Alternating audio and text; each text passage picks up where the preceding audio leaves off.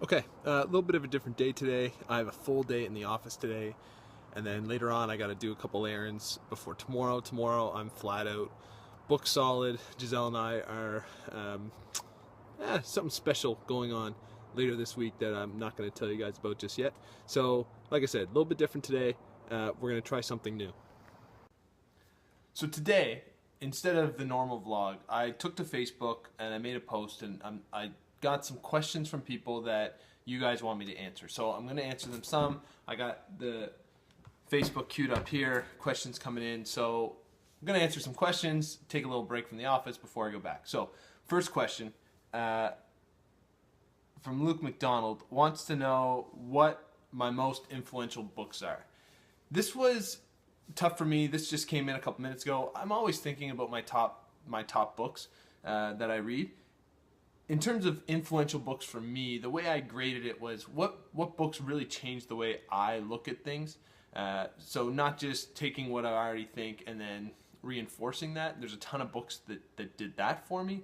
But in terms of really changing the way I viewed certain things, and this is going to be very relative for everyone. Everyone's going to have a different opinion. But my top five: Think and Grow Rich by Napoleon Hill. The first book really my mentor gave me when I was just getting started. I've read this tons of times. Purple Cow, Seth Godin, really changes the way you think about marketing. Start with Why, Simon Sinek.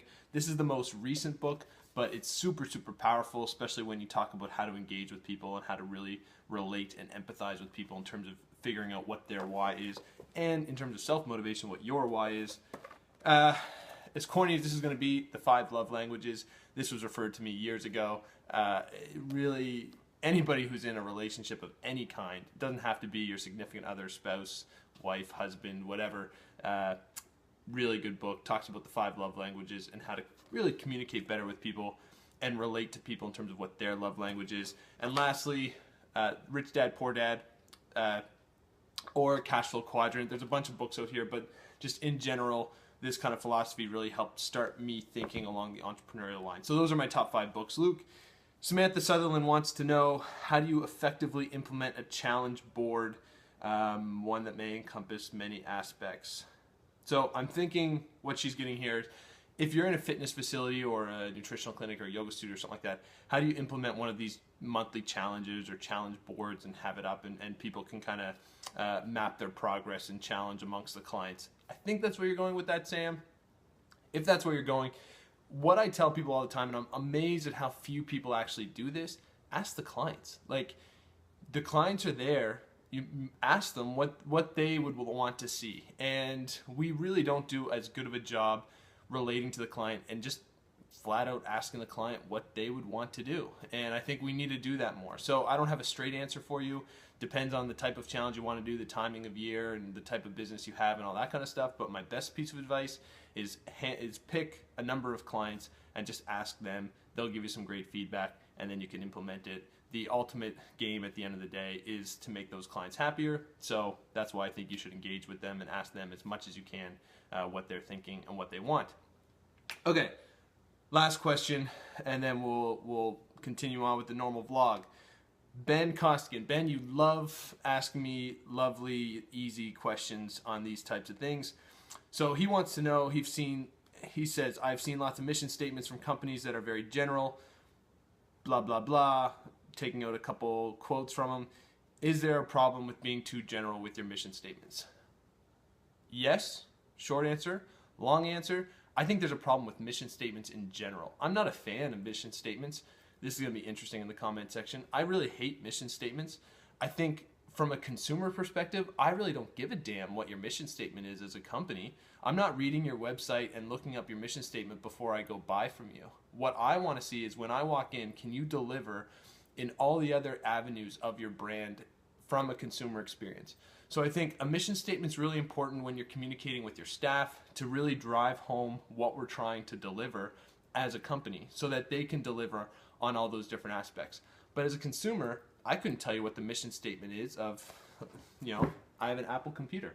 I don't know what Apple has on their website for their mission statement. I really don't know. But I know their company believes in thinking differently. I know their company believes in challenging the status quo, creating beautifully designed, simple to use products. So I think mission statements are very dangerous because I think when companies make their mission statement, they kind of fall back on that too much instead of really executing every aspect of your business. What the lighting is when you come in, what music are you playing, what type of staff are you hiring, what are your staff wearing? All those avenues of your business really matter in the consumer experience. So I think mission statements are dangerous. I think people don't care.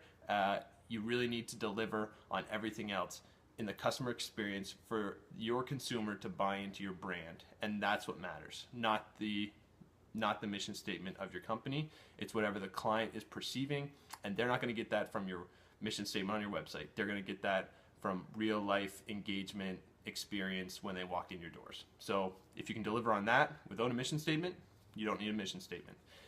Anyway, that will conclude the first episode of this Q&A period. Hopefully we'll do it again. Anyway, back to the office for more work. Little workout later, and then packing tonight, and then big surprise tomorrow.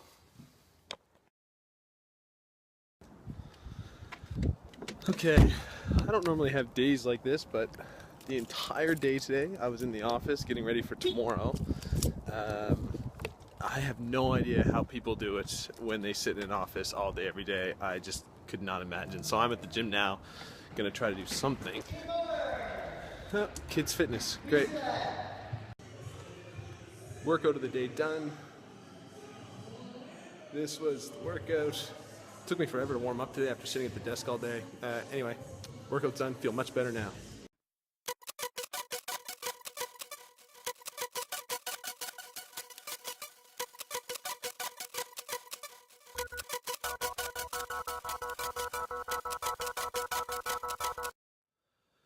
All right, all packed, getting ready for bed, getting to bed early tonight because tomorrow is going to be a hellish day.